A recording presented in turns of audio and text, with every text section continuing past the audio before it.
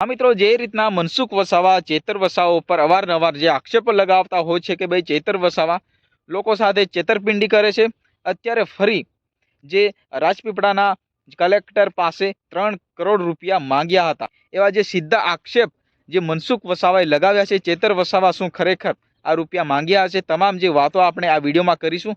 મિત્રો હજુ સુધી આપણી ચેનલ પર નવા આવ્યા હોય તો ચેનલને પહેલાં સબસ્ક્રાઈબ કરી નાખો અને લાઇક કરી નાખો। જી હા મિત્રો, મનસુખ વસાવા અવારનવાર ચેતર વસાવા ઉપર જે આક્ષેપો લગાવતા હોય છે, ચેતર વસાવાને જે ટાર્ગેટ કરતા હોય છે કે ભાઈ ચેતર વસાવા એ વિસ્તારમાં સારા એવું કામ કરે છે, ચેતર વસાવા એ વિસ્તારમાં નામ કમાવી લીધું છે, એટલે ખોટી રીતના જે ચેતર વસાવાને ટાર્ગેટ કરીને આ મનસુખ વસાવા ચેતર વસાવાને જે આક્ષેપ અને ખોટી રીતના ફસાવવા માટેનો આ કાવતરું રચી રહ્યા છે એવું લોકો જણાવી રહ્યા છે। શું ખરેખર ચેતર વસાવા આ રૂપિયા માંગ્યા હશે એ આપણે વિચાર કરીએ, પરંતુ ચેતર વસાવાને પણ આ વાત સહન ન થઈ અને ચેતર વસાવા જે સીધા કલેક્ટર કચેરીએ પહોંચ્યા અને કલેક્ટરને જણાવ્યું હતું કે ભાઈ સાહેબ, હું તમારી પાસે ક્યારે 3 કરોડ રૂપિયાની માંગણી કરી હતી, પરંતુ કલેક્ટરે પણ સીધો જવાબ આપ્યો કે ભાઈ આ વાત ખોટી છે, જે આપણા સાંસદે ખોટી વાત કહી છે, રૂપિયાની લેતી દેતીની આપણે વાત જ નથી કરી। પરંતુ જે ખોટી રીતના મનસુખ દાદાએ ચેતર વસાવાને જે ટાર્ગેટ કરીને ચેતર વસાવાનું નામ બદનામ કરવા માટે અથવા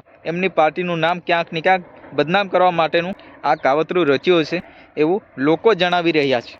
અને મિત્રો મનસુખ દાદા પણ ક્યાં પાછા નથી પડ્યા। મનસુખ વસાવા પોતે હાચા છે એવું સાબિત કરવા માટે એમને કહ્યું કે ભાઈ મને મારી પાર્ટી સાથ ન આપે તો હું પાર્ટી છોડી દઈશ, પરંતુ ખરેખર આ વાત સાચી છે।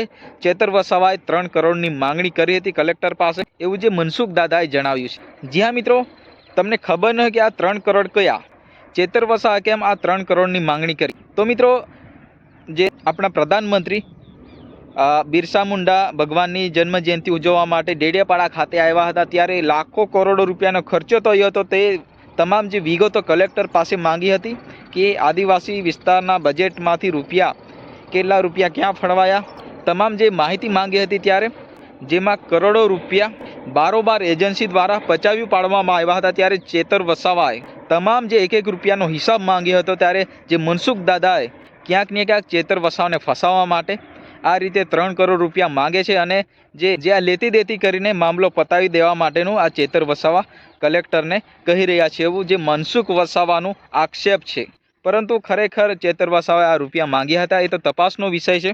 આવનારા સમયમાં તમામ જે માહિતી આપણને મળતી રહેશે। તો મિત્રો આજના વિડીયોમાં બસ આટલું જ, ફરી મળીશું તરત બીજા વિડીયો સાથે। ત્યાં સુધી જય હિન્દ, વંદે